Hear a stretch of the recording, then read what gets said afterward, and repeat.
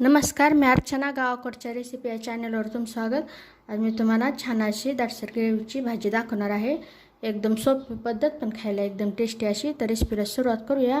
इथं मी सुकं खोबरं घेतलेलं आहे, लसूण घेतलेलं आहे आणि कोथिंबीर घेतलेलं आहे. आता साहित्य तुमच्या प्रमाणानुसार घ्यायचं. आता हे मिक्सरला बारीक असं वाटण करून घ्यायचं. गरज पडली तर किंचितचं पाणी टाकायचं.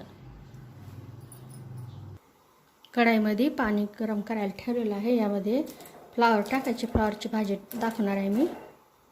तर गॅसच्याच मोठी ठेवून इथं फक्त खळखळून अशी उकळी येऊ द्यायची. आता इथं खळखळून उकळी आलेली आहे, काढून घेऊया फ्लावर.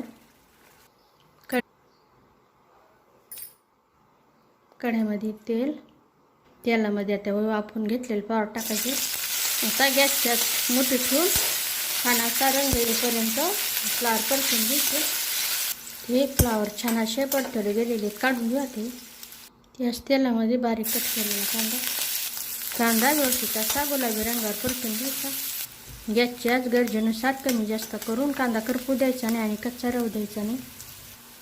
तो कांदा व्यवस्थित परतवले गेलेले जे वाटण बनवलेले ते टाकायच्यामध्ये. वाटण टाकल्यानंतर छान असं परतत राहायचं. हे परतत असताना त्यामध्ये हळद टाकायची, लाल मिरचीची पूड, लाल तिखट, घरगुती मसाला, काळं तिखट व्यवस्थित असं परतून घ्यायचं. तिथे मी मध्यम आकाराचा टोमॅटो असा किसून घेतलेला आहे. टोमॅटो टाकल्यानंतर छान असं परतत राहायचं. इथं छान असा रंग आलेला आहे, सुगंध सुटलेला आहे, तेल बाजूने सुटलेलं आहे. सगळं साहित्य व्यवस्थित असं परतवलं गेलेलं आहे. यामध्ये किंचितसं पाणी टाकायचं. सुरुवातीला जास्त नाही टाकायचं. गॅसच्यात मंद ठेवून थोडं थोडं पाणी टाकून छान असं परतत राहायचं. इथं छान असा रंग आलेला आहे. दाटसर ग्रेव्ही तयार झालेली आहे. यामध्ये आता हे तेलामध्ये परतून घेतले फ्लावर टाकायचे. छान असं परतून घ्यायचं. यामध्ये आता गरम पाणी टाकायचं. थंड पाणी नाही टाकायचं, गरम पाणी मिक्स करून घ्यायचं. गॅसच्याच वाढवलेली थोडीशी उकळी देऊ याला.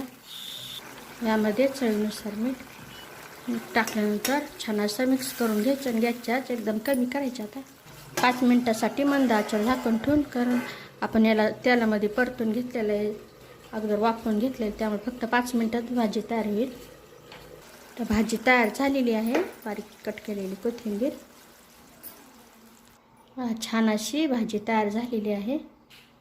नक्की बनवा आणि कशी झाली तेही सांगा. अशा माझ्या सोप्या पद्धतीच्या रेसिपीज तुम्हाला आवडत असतील तर माझ्या चॅनलला सबस्क्राईब करा, रेसिपीला लाईक करा.